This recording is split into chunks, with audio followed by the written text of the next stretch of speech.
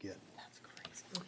Good evening, everyone, and welcome to the first Planning Commission for the year of 2019. On January 8th, I'm going to open the meeting at 7:30.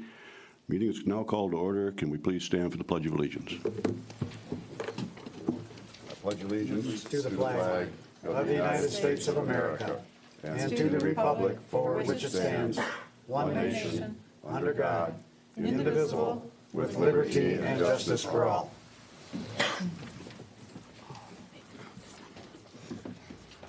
May I have roll call, please?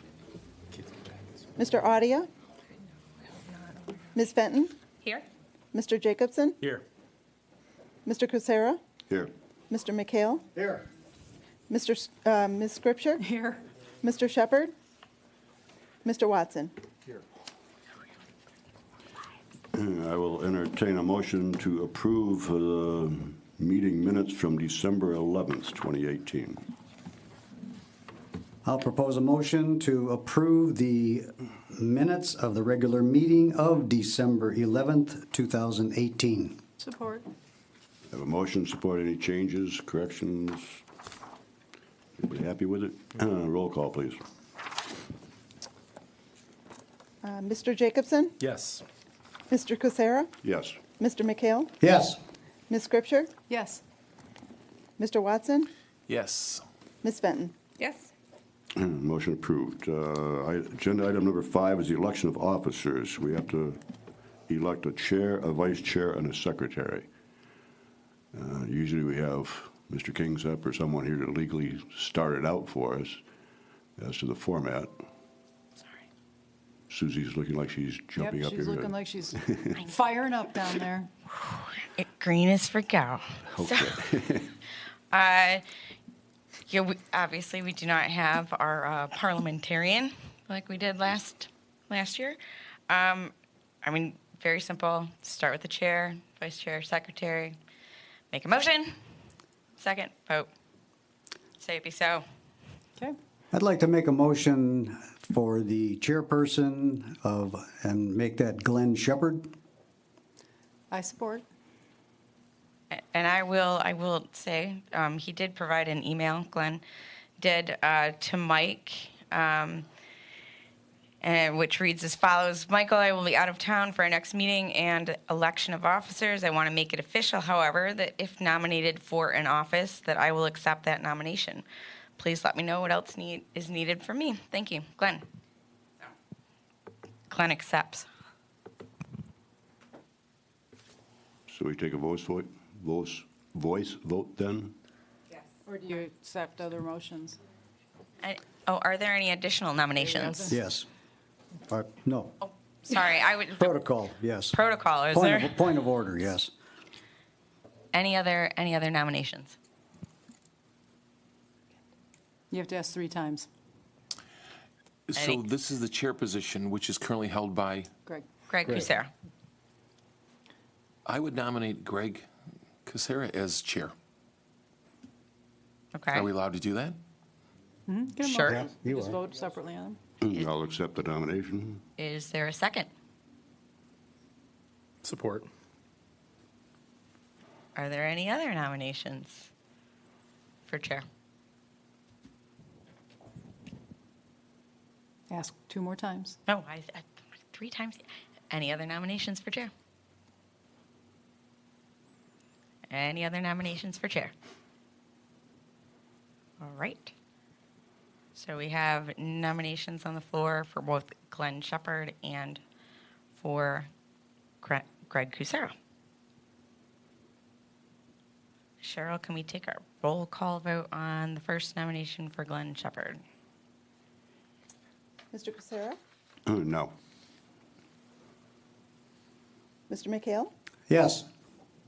Ms. Scripture? Yes. Mr. Watson? No. Ms. Fenton?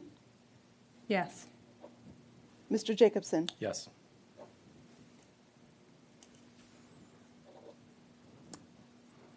So the vote is that Mr. Shepherd takes over the chair, correct?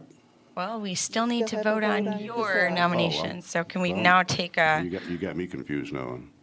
You It happens to the best of us. Can we please take a roll call vote for the nomination Oh, I for see Greg what we're doing Kucera? here. Yep. That's going to be Ms. Scripture, No. Mr. Watson, For Greg, yes. Ms. Fenton, No. Mr. Jacobson, No. Mr. Kucera, Yes. Mr. McHale. No. So Mr. Shepherd, Mr. Shepherd is now the new chair. yes. Okay. And then we have to move on to the vice chair seat. Yes. Okay. Are there any nominations for the vice chair? I nominate Scott Watson. Do we have a second? I'll second that. Do we have any other nominations? I nominate Greg Kucera. I'll accept. Yeah, did you accept, by the way? You didn't say. I do accept. No, I don't accept. Okay. Thank you, though. You don't accept the nomination? No. Correct. For yourself. Correct. Okay. Okay. Are there? And that motion Yep, so it's just, fails. Do we have a second? Support. Do we have any other nominations for vice chair? Sorry, before we move on, are we only missing Commissioners Shepherd and Audia? Are we one down? We are one down. Melissa resigned. Oh, right, okay. So, But we do have a quorum, though. No, I just didn't, I just felt like there were more people missing, that's why. right. No, just those two. Do we have any other nominations for vice chair?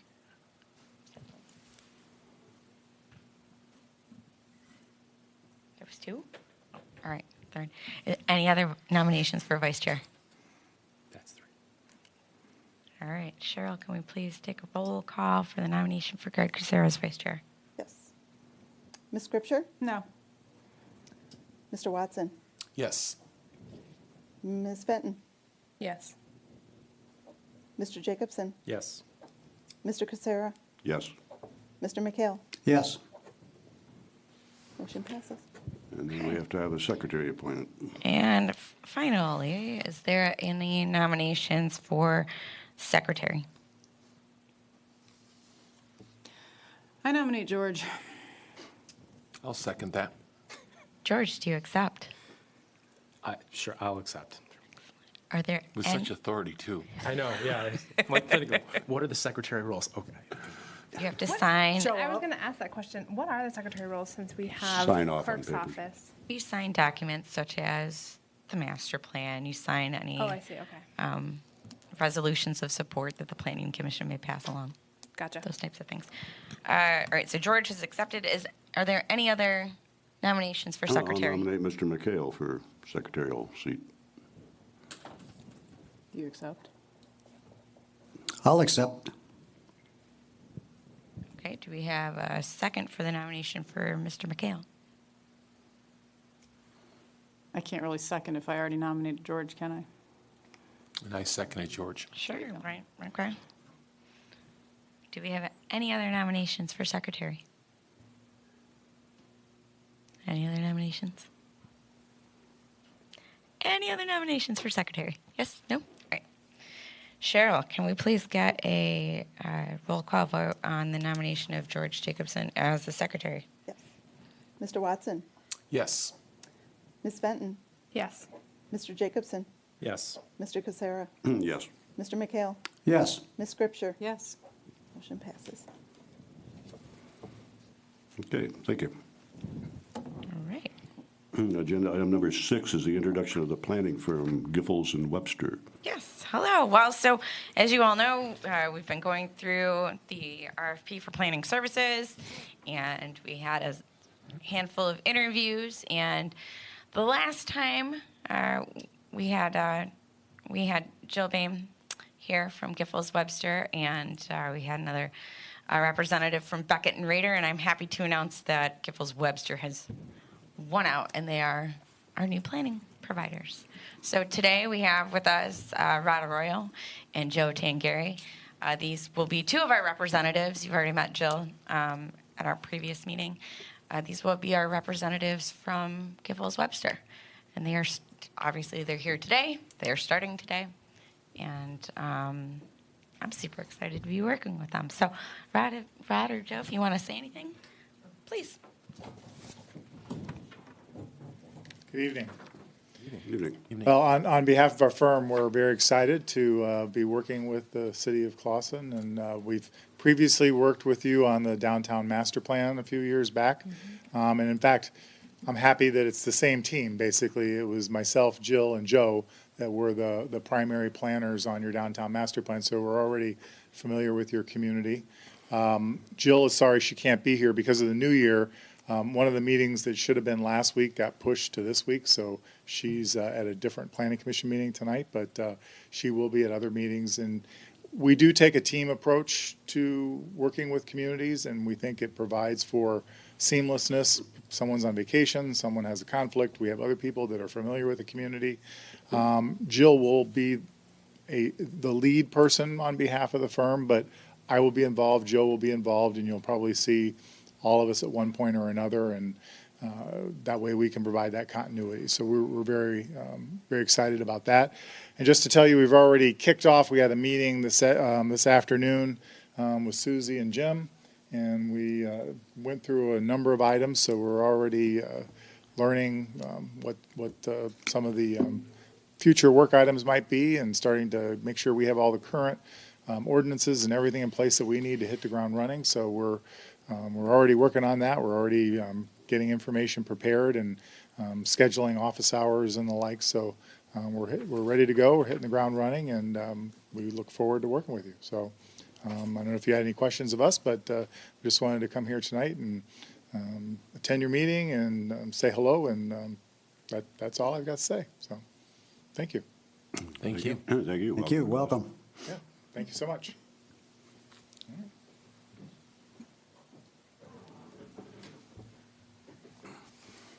Agenda item number 7 is to receive the proposed amendments to the large lot ordinance. Is Jim going to handle this, or? Yes, there was an application for our large lot ordinance for our large lot to be split. Upon reviewing the ordinance and the application, the ordinance didn't specifically say that a large lot couldn't be split. There were some other problems with the original ordinance. There was a copy of the original ordinance in your packet, a color copy of the suggested changes, which would allow for a lot split for a lot that was in a neighborhood that's surrounded by lots of similar character if the lot would be split. And then there's a clean version of that ordinance. We have to set a public hearing on the large lot ordinance and see if the original intent of the large lot ordinance with the cleanup of the write-ups, if we want to allow for the individual lots that are in neighborhoods that have surrounding lots that are half the size of it to be split, or if they don't want to split any large lots whatsoever. We should wait on that decision until the public hearing. So at this point, just receive the information, collect your thoughts, and we'll set up the public hearing, which we have to advertise for 15 days. So it'll go into your first meeting in February. But Jim, what you're saying is that this is what would go to the public hearing? Or are you saying after discussion tonight, possibly an amended version of this would go to public hearing?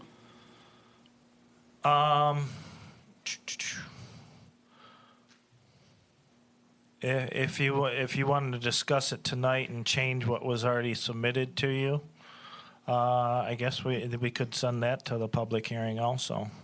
And what if you didn't want to set the public hearing tonight to give, because I know Glenn had some significant concerns, and you know I have some significant concerns regarding the ZBA and the definition of, how that might come to us from a variance perspective, and defining whatever that word was, integrity and that kind of nebulous stuff. So what if there's no requirement that it gets set for public meeting yet, it's just a requirement that it does eventually.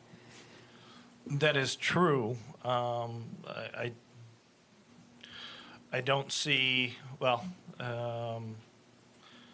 Glenn said he won't be here for the next meeting either, right, in January? And so I don't know if we can discuss it as a board unless he emails his concerns and you you give your concerns also before the next meeting. You could choose not to set the public hearing at this date and have discussions amongst yourselves, but you can't have a vote on it until after the public hearing.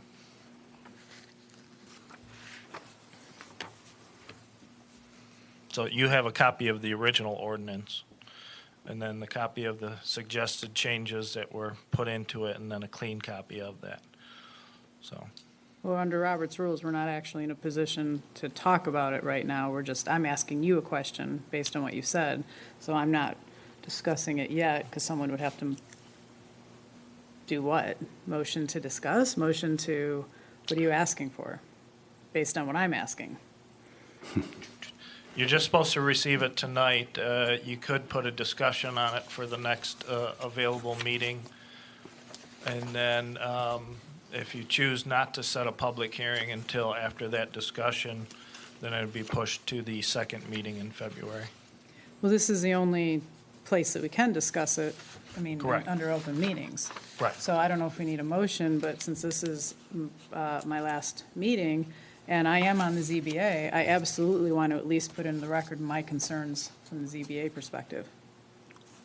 So, do we make a motion to what?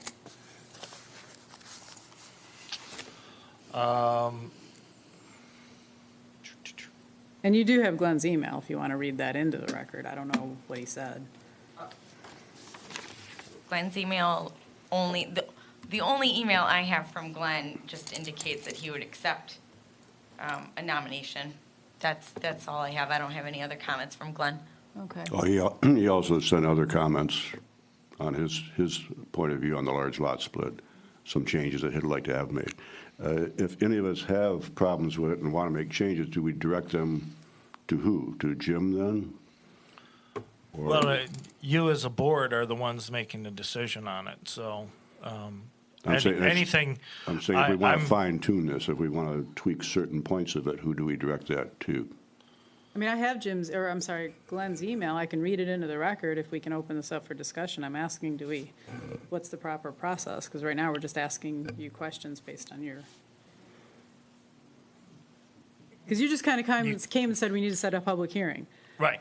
And I'm saying I'm not sure we're ready to just do that without taking into consideration Glenn's comments and my concerns. Then you can receive the information and you can have a discussion on it. You cannot have a vote on it, though, on what you discussed tonight. Yeah, because we have two separate agenda items. One is we received the proposal. Right, which is just We could nothing. we could discuss it. The other is item 8, setting the public hearing, which we can not do. So then can I, So we have a okay. planning commission member that did he send it to the rest of the planning commission? It looks like it only went With to the- the planning commission. And Yeah. it didn't go to administration? It looks to No. be the case. Okay. So can I make a motion that we open this up for discussion? I make a motion that we open up agenda item number 7 regarding the proposed amendments to the large lot ordinance for discussion prior to setting the public meeting and later in the agenda. A second.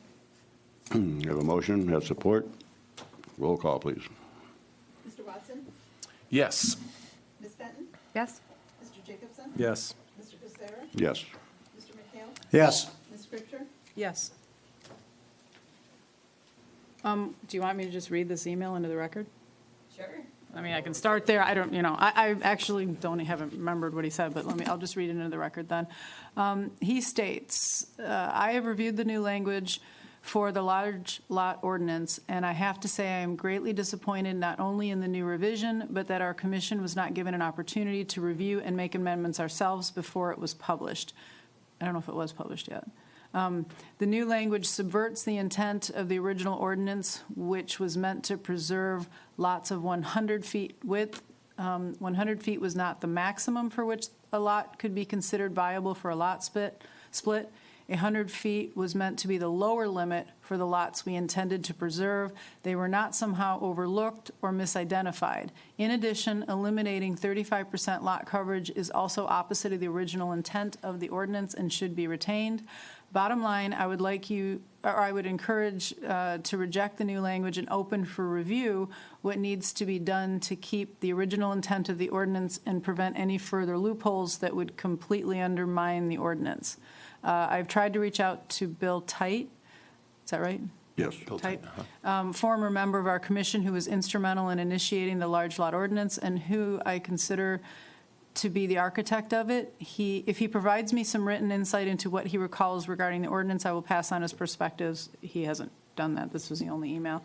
And that was what he said. So I think he was just basically asking the same thing to open it up for discussion prior to. And he gives us some of the things he would be concerned about. That's it.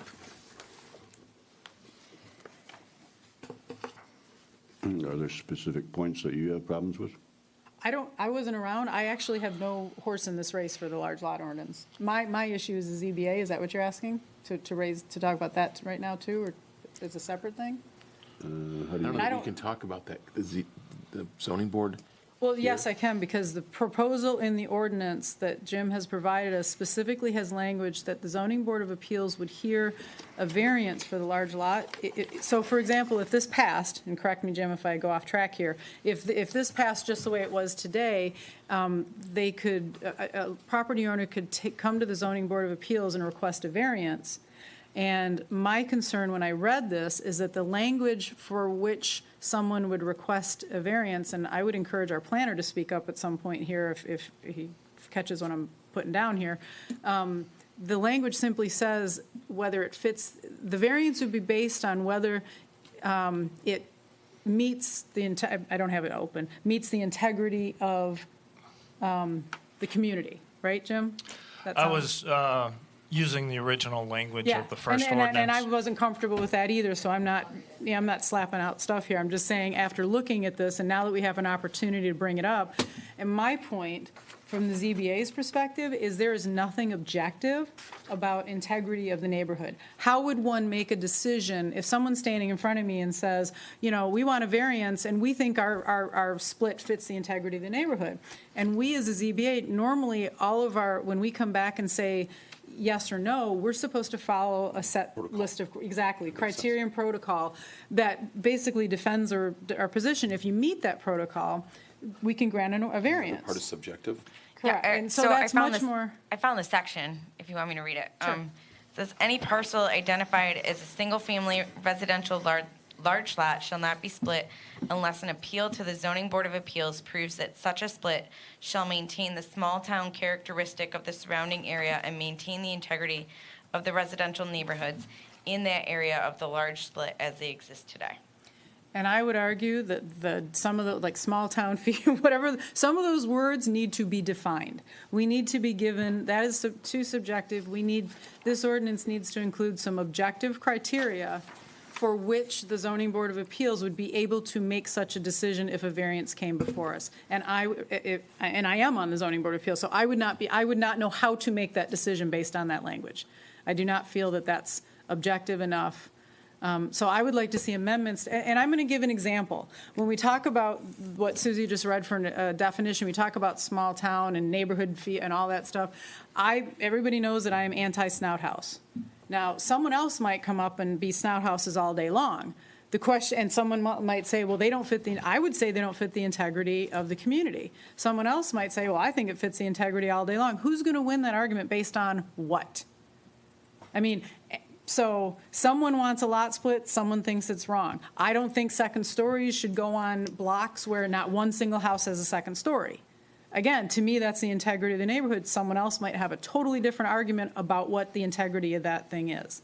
So what was the thing, Susie, that you mentioned we were supposed to do? And Jim, you remember this way before This is a planning. land development ordinance. Housing characteristic thing. Way before all this nonsense started with the chaos we've had, you guys were supposed to do a housing characteristic study way back in the day. Something like that, my guess is, would offer us a definition of some of those terms, that from which you could then outline objective criteria for which the ZBA could offer a variance. This is a land division ordinance. Yes. It's nothing about the structures on the property. Structures are regulated under the building code. Yeah, and I was other just using parts of that the as an zoning example. I'm not ordinance. saying they're going to build a house, but I'm saying it was an example of how somebody can define the integrity in two different ways. I'm saying that, you know, my definition of what fits the integrity, and that was just an example. It says nothing to, I'm not saying someone's going to build a snout house or a second story on it. But that's my example. an important distinction, because how are we supposed to,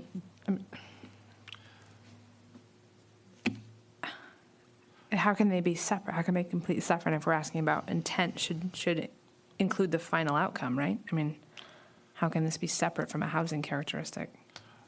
You're only talking about the land characteristics. You're not talking about the housing. Well, what defines integrity of a neighborhood about the land? I mean, you got to make a man-made desert out of it? I don't, you know what I mean? Like, it's just, Well, it's a split lot. A split lot is a split lot. One of the reasons I used in the previous lot split was this lot was the only large lot within 2 blocks. So you never had the intent of that subdivision having larger lots. If you look at our drawing over there, there's multiple subdivisions where the entire block is large lots that would be preserved. But the individual lot that I had done the review on, within 2 blocks of it, there was over 150 lots that were exactly half the size of that lot or less. So it was never the intent of that neighborhood to have that larger lot. Because if you go back to the It clearly talks about building height and structures in depth in this large lot ordinance. Well, they're talking It's not about, restrictive. that's the development standards. Right. Is the same as the R1 and R2 districts, which has that 35% lot coverage, and it has the structural. That's actually been pulled out of the new ordinance because it just refers to it. Well, it's not been fully pulled out, but the wording of it, and it just refers back to the R1 and 2 development standards, which it's still in there because it's referring to it, but the extra wording of having it in there is just redundancy from the R1 and 2 districts. And I get that, but obviously this is inclusive of building standards, the large lot ordinance as it exists now, and with the amendments. So I'm not sure what the distinction you were trying to make was. Because your authority on this land division is on just the division of the land. The structure is on the zoning ordinances in the R1 and R2 district, So the you're saying, regulations. is that the ZBA's remit and not ours, or nobody's? No, it'd be, it's already in the ordinance, the regulations on that. I can't restrict somebody from putting up a 2-story home with an attached garage, even though your subdivision was built with 2-story to 1-story homes with detached garages. So you're saying the variance is, I see what you're saying, okay.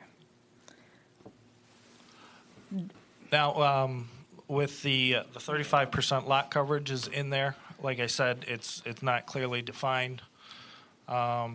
If you don't believe the individual lot in that, I'm using the last lot split as an example.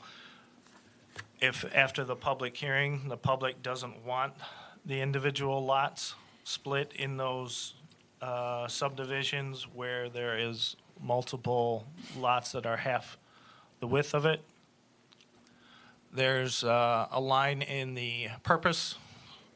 Therefore, any parcel identified as a single-family residential large lot shall not be split unless it can meet E development standards. Can be changed to, therefore, any parcel identified as a single-family residential lot shall not be split, period. And then we remove the development standard E, which is the one that says that it fits into the neighborhood. So if that's the public's intent and your intent, it is possible just to tweak this by changing a couple of sentences.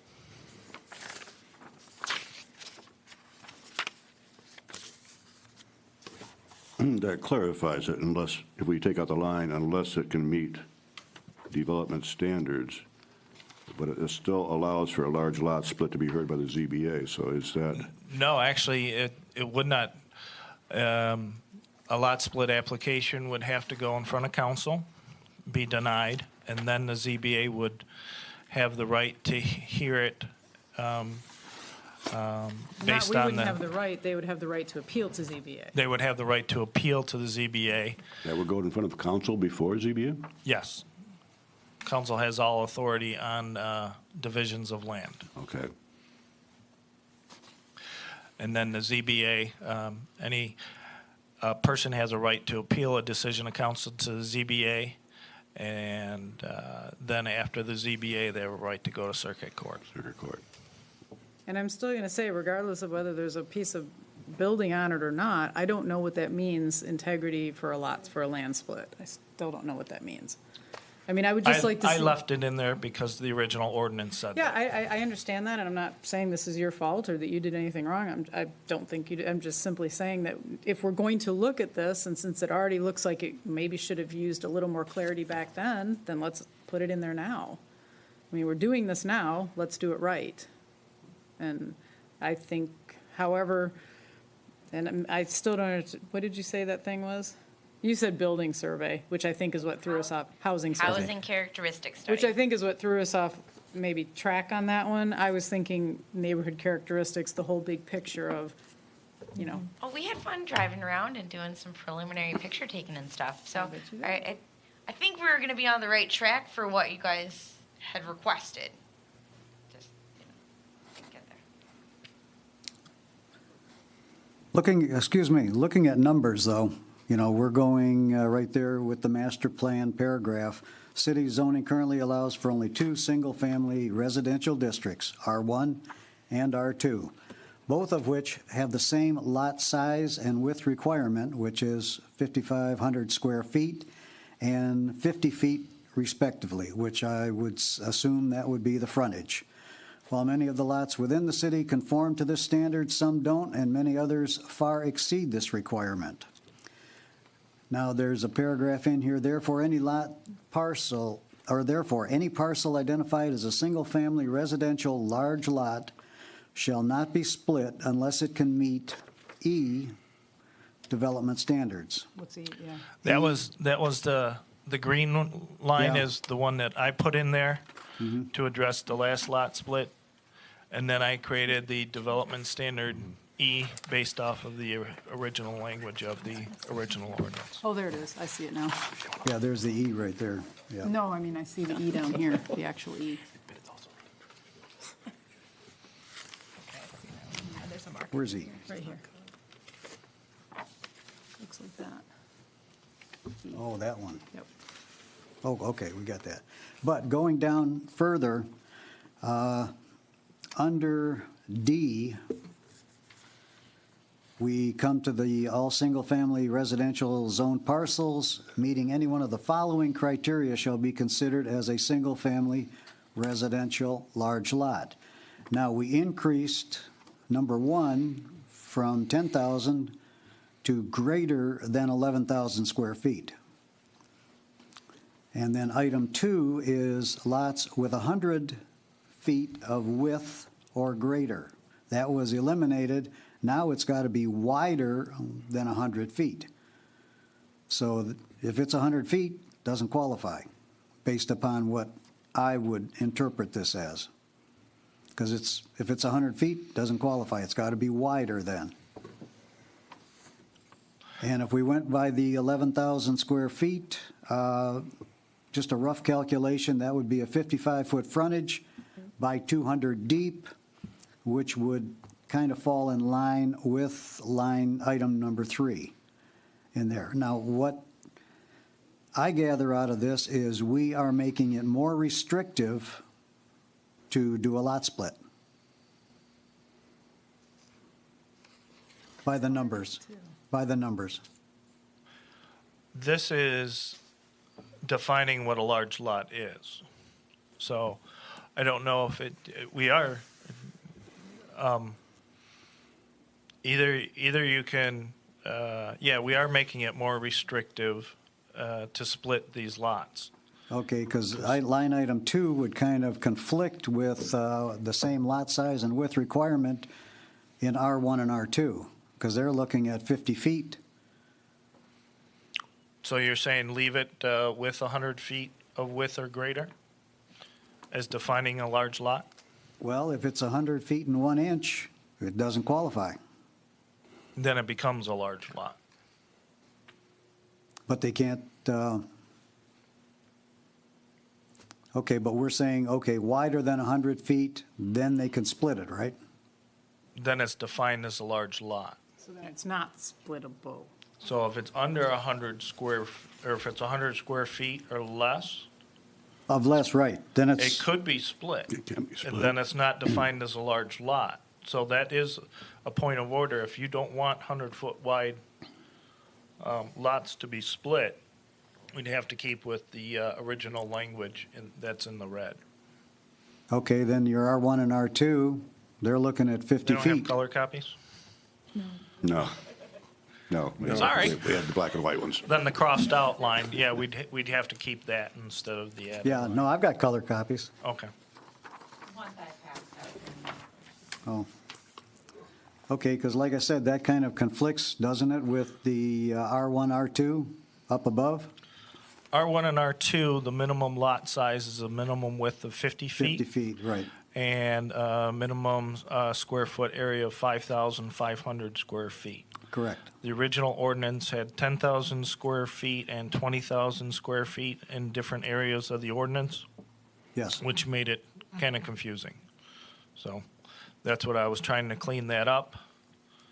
And I guess my liberal side added the wider than 100 square feet, or 100 feet wide, instead of keeping it the original 100 feet or wider. These were just my suggested changes to the ordinance to clean it up. Yeah, I was just trying to correlate numbers to lot size, things like that.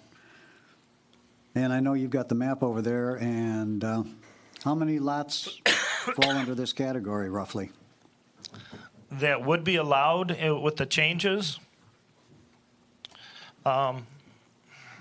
Would be allowed, you mean splits it would be allowed? What do you mean? That could be interpreted Oh, by the okay. zoning board. As large lots or lots that could be split? Large lots that could be split. We got individual ones where the rest of the subdivision are. So 1, 2, 3, 4, 5, 6, 7, 8, 9, 10. See where the entire subdivision is? It wouldn't be allowed to be split. Well, they could appeal it. Did you seriously highlight the park? Yes, this is an original thing off an LGIS from 2006. I do have McKenna working on creating a new one. And actually, you laugh at the park, but there's actually Knollwood that was designed to go all the way through, and Elmsford was designed to go all the way through. It was originally laid out in the city as subdivisions. Couldn't because of the water table. But I would not consider that available to split. I wouldn't say, the ones that could be interpreted by the zoning board, I wouldn't say there's more than 20 in the city. But if you look at the overall large lots, everybody would have a right to appeal it, but they'd have to prove that there's a reason for the split.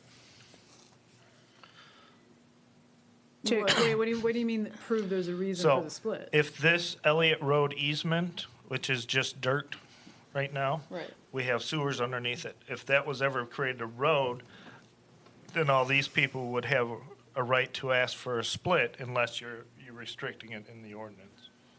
You mean per what Jim was just talking about? Right, right. So, right now, I'm saying there's individual properties. See, this couldn't be split, this odd-shaped one couldn't be split, but these two right here could be split under the ordinance, but they would have to be heard by the zoning board of appeals. Where if these people had never combined it or But see, that might be an objective criteria. If someone was to say, because I think that came up somewhere along the line with another one, if the lot was combined, if the lot was combined in the past and it wasn't originally intended to be a large lot, it was that the integrity would have been an original intent, I presume. Or it could be something that comes in over time. Again, that has to be defined. But if you're saying that originally two lots were put, or that it was intended to be two lots, and for like Oakland County reasons and property tax reasons and stuff, they went ahead and combined it, that might be an objective reason to not consider it part of the original integrity or whatever. Yeah, what she's referring to is Oakland County to simplify tax standards.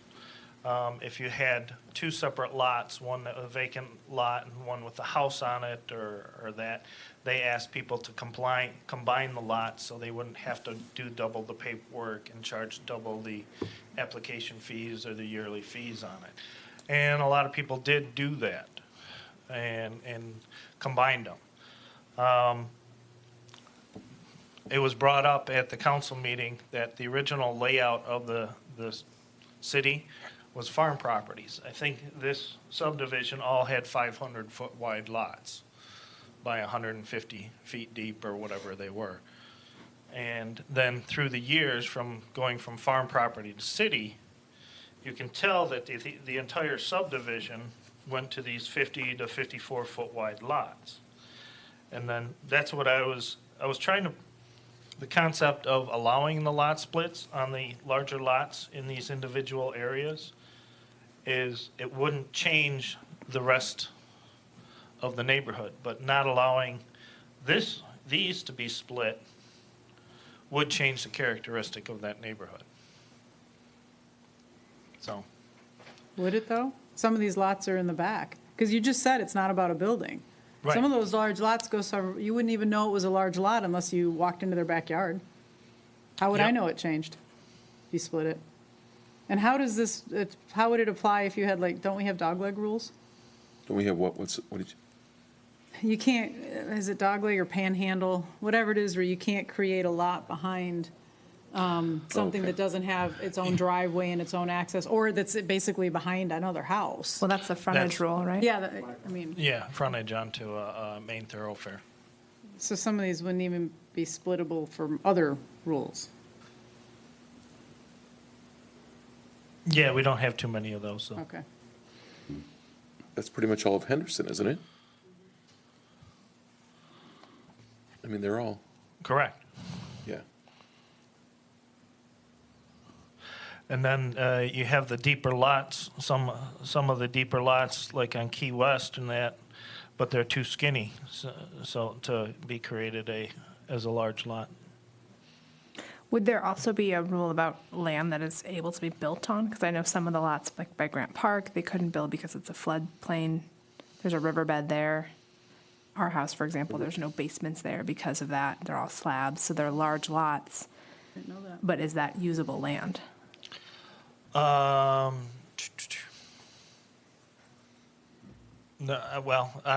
there is ability to build on a floodplain. You actually have to put your finished floor a foot above the floodplain, and you'd have to have flow through in the crawl space. We've never had anybody apply for that, so. I'm just saying, because maybe not all these large lots, like the one on Fisher, there's a couple on Fisher when the railroad tracks, and they flood, they're huge lots, but it's not, you couldn't build a house there. Or if you did, you'd be impacting other houses, because you'd have to push that water to the other lots.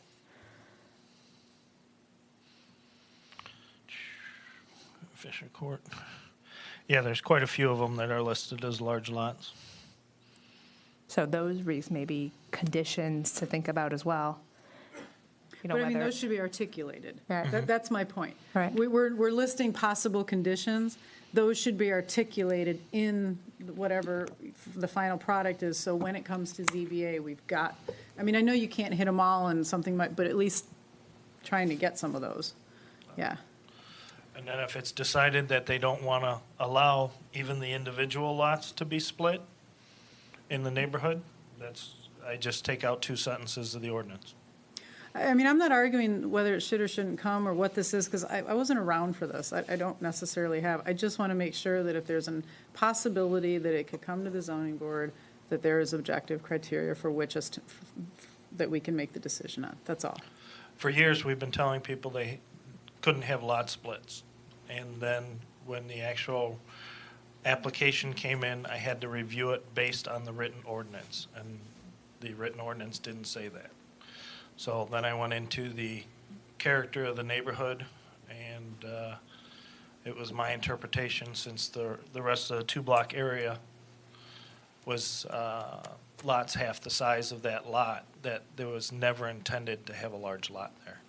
So that's why I interpreted it as the character of the neighborhood based on the lot size. Which is perfectly reasonable. I just would like to see that defined in, something along those lines defined in the ordinance, or where, so we have that criteria. That's all. Perfectly reasonable. I mean, Glenn might have a different argument for that. I'm not, to me, from my perspective. I don't know if council bought that argument, but as soon as council heard that lot splits weren't specifically denied in the ordinance, that's why council voted to allow it. Right. I understand that. For clarity, Section D, area bulk and regulations, it's not apparent to me. It says in the first sentence, any one of the following criteria shall be considered as a single-family residential large lot. But then the second sentence almost reads that all of them have to apply. So it may, just for readability, if we could, do a colon or after each one, so they know that we're only asking for one of those criteria, correct? Which number are you on again? Section D, area bulk and regulations, Section 34. Oh, there, I see it, okay. Right down there. And then I also included a memo trying to explain my thoughts. I saw those. And changing those, so. And maybe either, well, I'm just saying so that it reads, you could have A or B or C. Yeah. It's not That has to be and, clear. and. Whether or and has to be clear. 'Cause Yes. that's very different. Definitely, yes. I agree, because I was confused when I was reading that, too. Because obviously, if you are looking for 11,000 square feet, your lot's going to be bigger than 50 feet across. Well, it matters the depth of the lot. Well, I know, but I mean, I don't think we'd have any lots that deep, would we? Well, like these lots are 200 feet deep or 300 feet deep in these areas, so. Where they wouldn't have the 100-foot wide width. So. Now, generally speaking, splitting the lot would generate more in the tax base, though, wouldn't it? Yeah, I don't know if we're supposed to consider money or not. No, I don't think so. I wouldn't think so.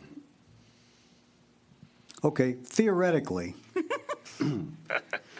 it could generate more on the tax base because there would be possible for improvement on that property. Yeah, If you obviously, have yeah.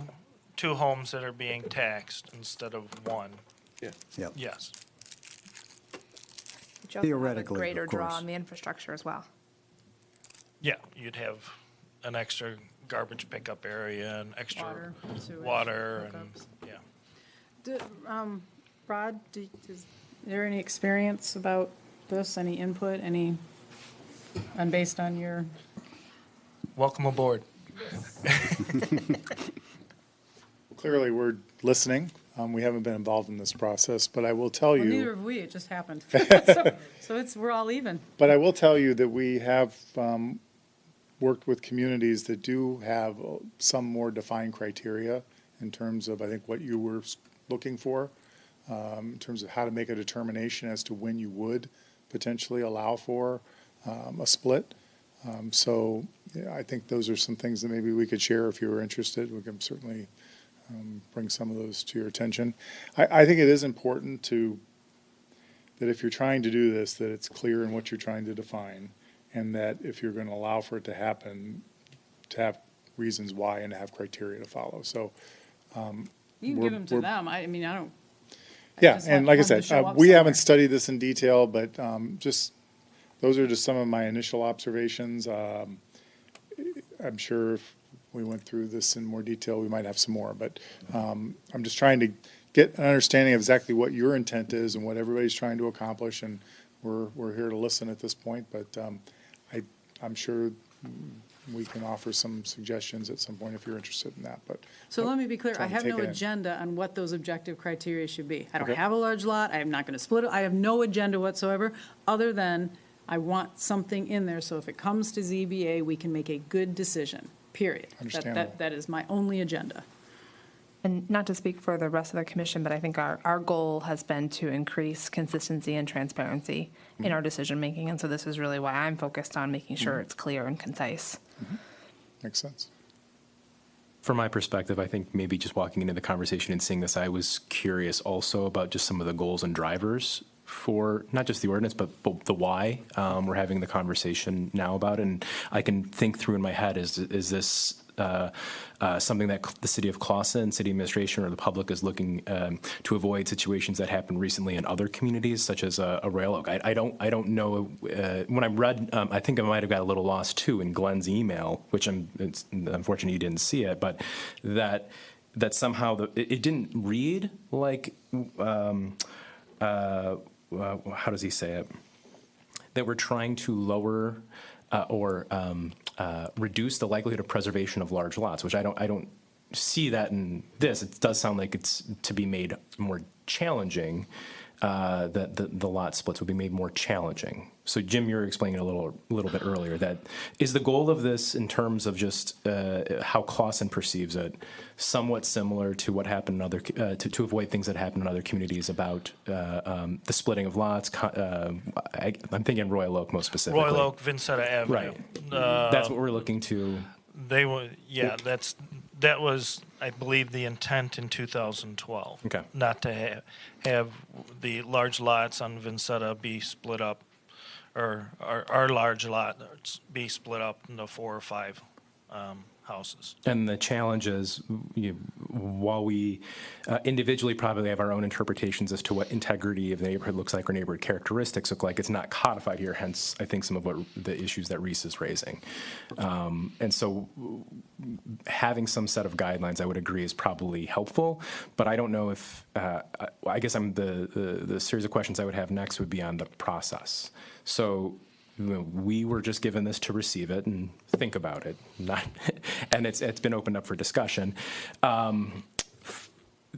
We close the discussion. There's a public hearing. There may be some amendments that come from that. Would that go to council? I just want to make sure I'm understanding the process. So, okay, then let's say it's all good. When do we see it again? Do we see it before council in terms of? After Yeah, the I public really don't know. hearing, then you would put together the recommended ordinance, Okay. and then you would make a motion to refer it to council for adoption. Got it. So we have another opportunity to look more closely at this after the public hearing. Correct. It could occur at the public hearing, or it could occur after. Okay.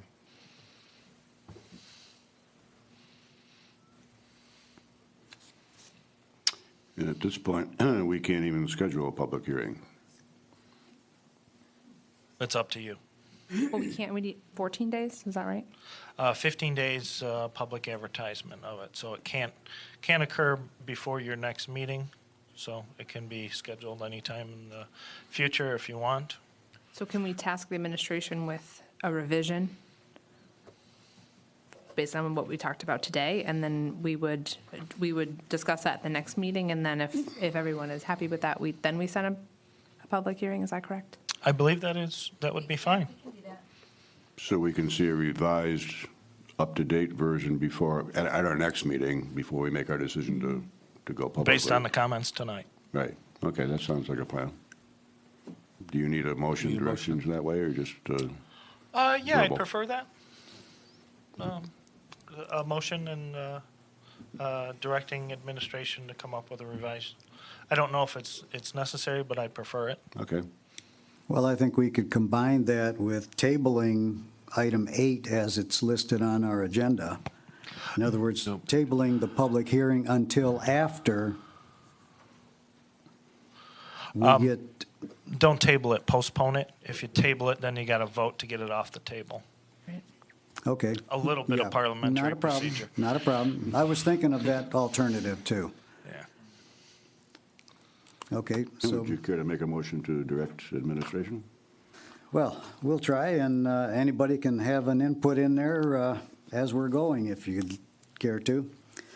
I will make a motion that we postpone the date of the public hearing until after administration has, we'll say, amended the proposal before us with regards to the lot splitting Based on tonight's meeting. based on tonight's meeting. And do you want to set a deadline on that, like have them prepare that for us on our next meeting on the 22nd? And to be, You want to I give a think deadline? Susie had mentioned that it was possible. 2-week deadline, long enough? Jim, is it long enough? Jim, is it long Sure. enough? If not, say so. Sure. No, I mean, I really don't think we're that far off. Okay. So No, I don't think I so think we're either. just tweaking a few All right. items. How yeah. about, how about we say this, February 12th? That'll give us a chance to break Giffords in, let them get up to speed and, do their Is- thing with us. Is that, I don't know how long this has been on before it came to us, but is that fair to the applicants? Oh, there's the none. applicant done that. got their split. Yeah. Oh, Yeah, This that's done. is sort of the aftermath of, hey, yes, we voted to allow for this, but we recognize in this process that there are things that need to be straightened out in the ordinance. and straightened or out. clarified. So this is what we're doing. If it's possible, yes. if it's possible to do it in 2 weeks, I'd like to see a revised copy here on the 22nd. So, Well, our next meeting actually wouldn't be until later anyways, but, no, I think we should wait until the 12th to give Giffords an opportunity to get up to speed and give us some really good insight on how to synthesize all the comments that you've made tonight. I'm just saying, give us the information as soon as you can, so it gives us time to review it, so we're not Right. walking into a meeting like this and reading it at that point in time. If we can get this information in advance, it makes it easier for us. So give us the information as soon as you can, available. Okay. Is that reasonable to add to your motion? So your date is the 12th for the meeting, but then you're adding, but the information to be provided to planning commission as soon as feasible. The packets would go out on February 7th anyways, so you'll get it, your standard 5 days in advance to read and review. Okay, in other words, what you're saying is that based on the revisions and discussions we had tonight, we wouldn't see it until the 7th. Is that what I'm hearing? Well, you wouldn't discuss I'd like to till see the it 12th. before. I know you It would. could be earlier if we can, but if it's going to be on the February 12th agenda, the latest you would get it would be on the 7th. Okay, latest week. It's Yeah, fairly. but I think Greg's indicating that we'd like to see it before that time. But she used that term. The latest we'll get it is the 7th. If Latest. they didn't have it prepared for then, we can't get it before that. We I won't get it understand. later than that. Yeah. So, I mean, I don't know what else we can ask for. All we're really doing is tweaking it now, and I'd like to see a harder copy of it presented so we have enough time to look at it closely. You got 7 days, if the latest, Yeah. 5 days. How's the commission feel on that, on the 7th, receiving it? That's fine. My preference is to have it thoughtfully revised, so whenever that comes. Okay, that should give them enough time then, I think, Annie. I would agree with Annie's assessment, or her opinion. I do too, so. Thanks, Scott? guys. Fine with that. Okay, Evan. Okay, with the revisions and updates made and presented to the planning commission,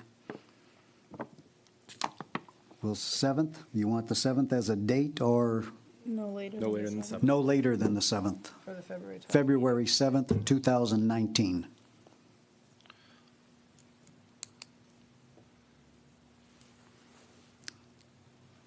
I have a motion. Anybody want to support Oh, that? support. There we go. I get support. Roll call, please. Ms. Fenton? Yes? Mr. Jacobson? Yes. Mr. Kucera? Yes. Mr. McHale? Yes. Ms. Scripture? Yes. Mr. Watson? Yes. Okay, so that means we postponed agenda item 8. And that's Yes. taken care of. So we'll move on to agenda item number 9. It's public discussion. Items not on the agenda. Is anyone from the public wishing to opine or say anything? Seeing no one from the public, I will close the public discussion and we'll move on to other business. Jim, Susie, anyone?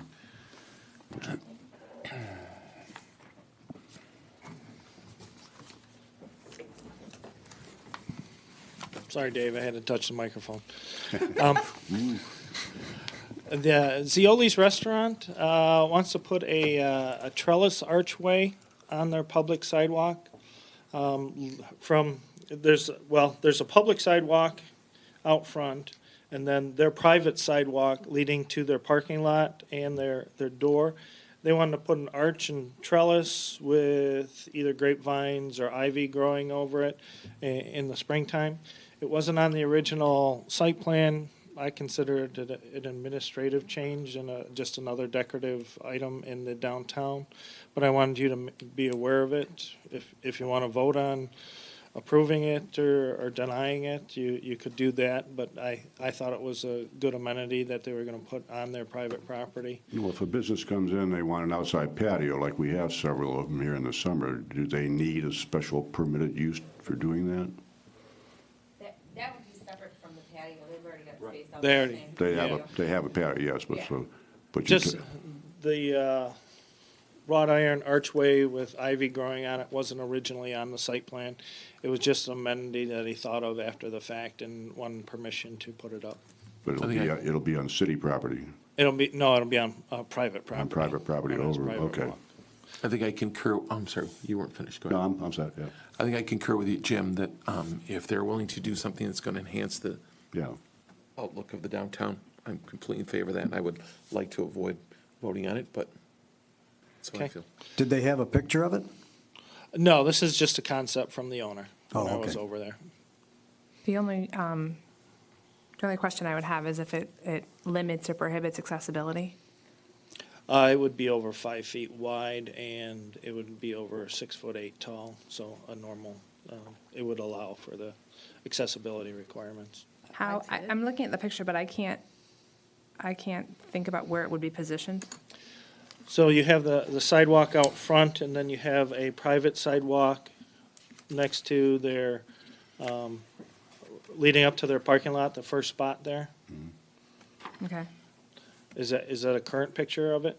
Well, it's just the Google Maps from the street, so we can't get a good shot of the side lot there. Is it attached to the building? Or is it? No. Adjacent to, you Is know it where walking into the patio? area is? Yeah, it'd be right next to that. Adjacent to their patio area, if you can picture where that would be. What's the DDA think about it? DDA, I think when I bounced it off of Joan, she didn't have a problem with it, and it's just another amenity downtown. Cool.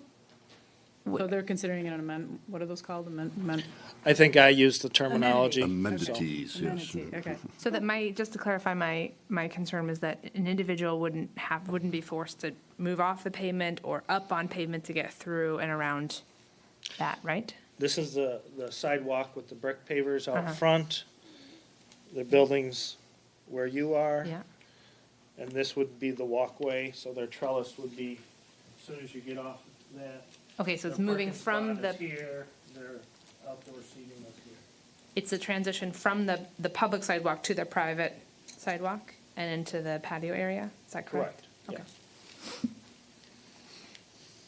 Okay. Do we have any problems allowing administration to make a decision like this, or do we want to have them come in front of us again? What's the board feeling on that? I don't feel any that they have to come in I front think- of us. I don't have a problem with that. I feel it can be done administratively Yeah, if it's not causing any obstructions or any problems, you know. I would really hope, just given the time and energy and effort that they did put into the building, because it looks really great, that it does look of quality, and I'm assuming administration can think about, I don't have any aesthetic point of At the view on it, restaurant, but yeah. just that it does look stable and of higher quality in keeping with the building. Yeah, he's put together everything very nice, and he has to keep to his family standards, so. Yeah. so. Yes. And if the DDA already, it was passed by them, they didn't have a problem? I just asked Joan, it wasn't voted on by the Yeah, DDA. and- Yeah, no, I understand, that's, And so you have our blessing, yeah, Thank you. and so do they. All right. You got anything else? we don't need to formalize that, right? No. It's not. Okay, just for the record. Can we if you get a drawing, Jim, can we see it at the next meeting? Sure. I told you guys that Super 8 sold, right? Yes. I mentioned this. Did I tell you who it's going to be? No. Ha, I can tell you guys now. You wouldn't. I was couldn't. maintaining professional confidentiality, thank you. But I can tell you guys now, it's going to be a Comfort Inn. So, yes, hey, it's a step up from Super 8. It was not as much suspense as you thought there Yeah, I was. know. Change your right? expectations. So would it's agree with that. exciting. Okay, this is great. This is great. We're gonna get it. They are going to be revising their entrance. They're going to be doing a 3-story addition at the back. I think it's going to work out really, really well with the businesses that are up there.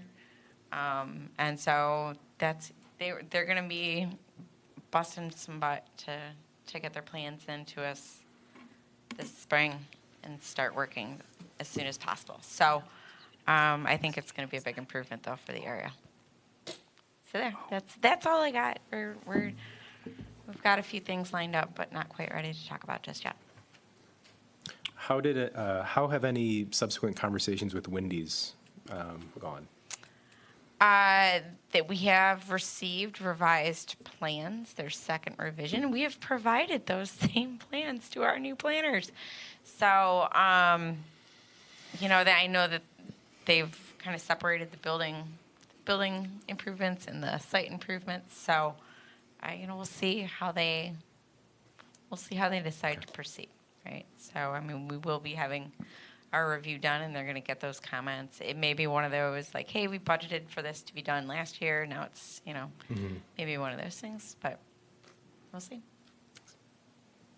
Do we ever have any more interest in Burger King? Has anything ever come up? Do people look at it, or is it just kind of right now in a hold stage? Joan and I have actually talked to an individual that is extremely interested in redeveloping that into a mixed-use property, complete with some sort of commercial component on the main floor and at least 2, possibly 3 stories of residential units. In the existing structure, reconfiguring the existing structure, or is that coming down with it? In this particular concept, it would be gone. Yeah. And I Just wanted to would- make sure, because I don't see that happening with the existing Right. structure. They're going to reinstall the slide from the second story, and that's how everybody's going to get down. That's how the loft tenant gets down, Yes, exactly. No, so the concept that they have brought to us, and I'll be honest, this person's probably the only serious prospective developer that we've spoken to in the last handful of months. It really comes down to asking price. They're asking just over $1 million for that property. So, I mean, we have had properties move for $1 million. I mean, Super 8. There's a property over on Anderson Court that just sold for under $1 million. So, I mean, it's possible for that particular site. I'm not entirely sure. So, I don't know. I mean, she and I have been playing phone tag, so I don't know exactly where they're at in terms of negotiating with those property owners, but Okay. we'll see. Mahmoud's building on Main Street. Which right one? there. The one that's 440. right at, oh gosh. The old payroll place. The one that's falling apart, specifically. Which one? Wait. What reset? Are you talking about the one down on Charlevoix? Yeah, exactly, in Okay. Charlevoix. That just looks awful, and it looks worse all the time, and why are we not doing anything to make him improve that? He has come. I can't even tell you how many times the Mahmouds have come to us and said, "Oh yeah, we've got plans. We've got." I sent someone to them today as a prospective tenant for that location. We have encouraged him to make improvements. You know, it's kind of like what comes first, the site improvements or the tenant. And I have, I mean, you could go either way, but I've encouraged him strongly to make some exterior improvements because he's So is not there doing anything- himself any favors. Right. I did give the city attorney back in December. We kind of talked very loosely about Mahmouds and their properties and, a lot of different things. And I gave him a commercial blight ordinance sample. It may be something worth considering, I mean, he still has a significant amount of work to do on the Laundry Palace site. He recently bought. I mean, that's not a permanent sign? The banner. Right?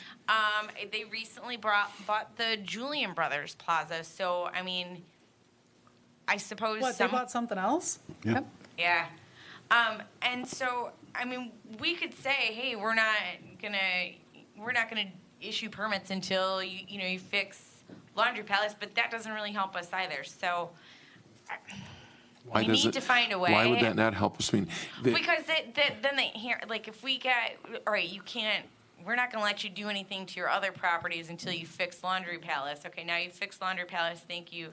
Now, and then hold them to perhaps that same kind of standard for 400 South Main. I mean, it just kind of handicaps us, right? Because it prevents them from doing work on other properties if that's what they want to do.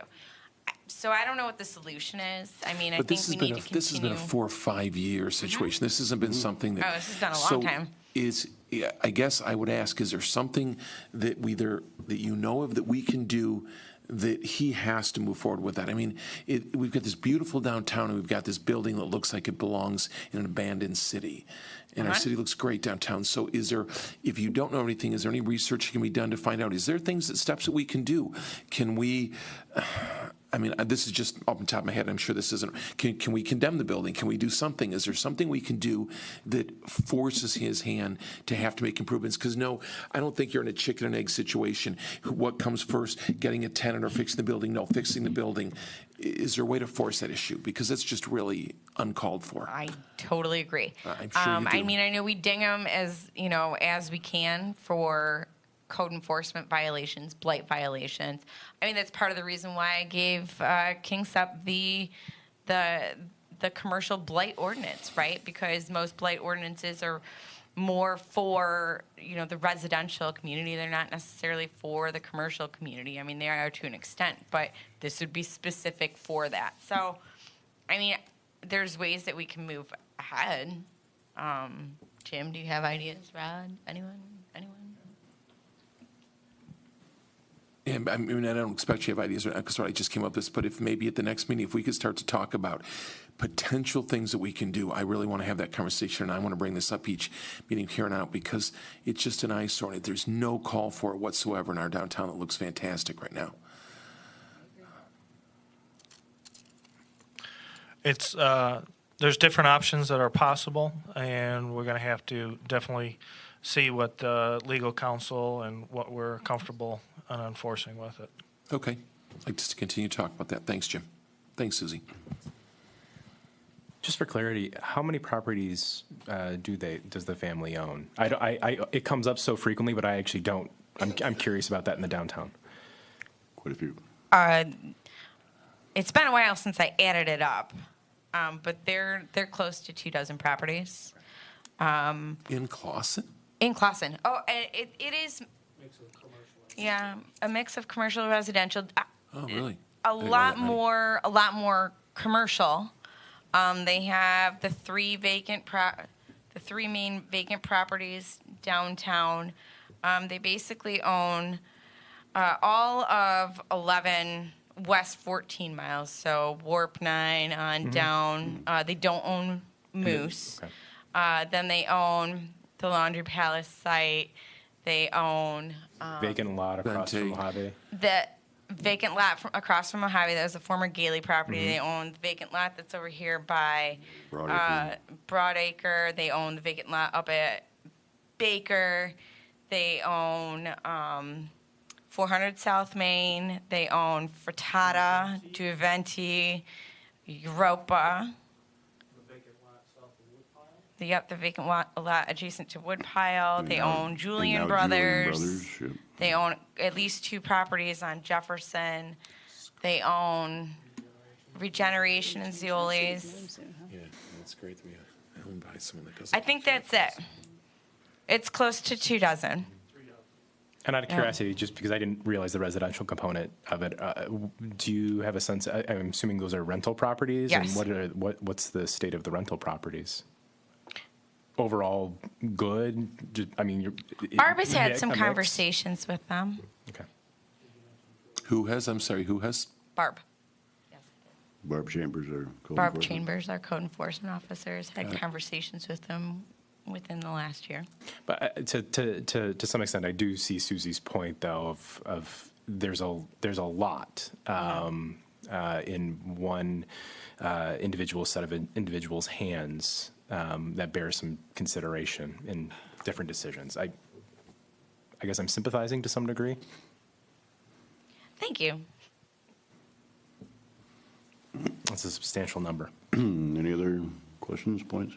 I had one question. At our joint meeting, we were talking about the development meetings that you have on Thursdays. Has there been a time set for those? So we have development team meetings every Thursday, and the development team meetings are with the members of, obviously, the members of the development team. So myself, the planner, the building official, the director of engineering services, the engineering consultant, DPW, police, fire, when necessary. So these meetings are had with applicants to answer all of these questions. We've been doing this for 4 years. Right, our new city And planning they have- company will attend also, right? They have, and the time fluctuates depending on what the meeting schedule is with applicants, because they take priority. So the development team will generally meet at either 11 or 1, depending on the applicant's schedule. They have been kind of hit or miss in the last few months because of all the turmoil. So I've watched that meeting as well.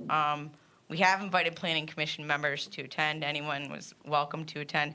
Paula was, quite frankly, the only one that ever attended a development team meeting. So, I mean, I've attended it before myself, Okay, but so- my problem is I don't know what time it is. So if I'm because aware of, but like I the said, they time. fluctuate. Yeah. So, if we could just be notified of, when they are. They're an open public forum, so they have to be. well, they don't have to be. They are. No, they They're don't? no. These Oh, are. I thought they were. These are. It's not a public meeting. Well, I thought it They're was. not- I thought it was just, it's No. simple. I didn't think there was that much Unless you bring a legalese. quorum of council or a quorum of the commission Right. there. This Don't is wanna- just administration. This is just staff and a prospective business applicant. So these are not open meetings. Okay. There's a lot of confidential discussions that are happening. I mean, There wasn't at the meeting. These are these. I mean, that's why I couldn't tell you about Comfort Inn, Yeah. right? I mean, these are there are details that are discussed in these meetings that are nowhere near ready for public consumption. I mean, I certainly tell you about them when we get to that point, but yeah, no, these are not public meetings. If you could possibly send a note to us to let us know who might be there and what time it might be, and, that's all. Well, these meetings, I mean, I do give monthly reports to council, so they're aware of these these conversations that are being had. And like I said, I update you when it's time to update you guys. Okay. So. Okay. Anything else, Minuti? Yeah, this is our first meeting of 2019, and I'd like to wish our studio audience and all those viewers at the Nelson Ratings at home a Happy New Year, a safe one, and a prosperous one. I will entertain a motion to adjourn. I'll make a motion that we adjourn this meeting. Second. I have motion, I have support. Roll call, please. Mr. Jacobson? Yes. Mr. Kucera? Yes. Mr. McHale? Yes. Ms. Scripture? Yes. Mr. Watson? No. All right. Ms. Fenton? Start off 2019. All right. Thank you, everyone. Everybody can Thank leave you. but Scott.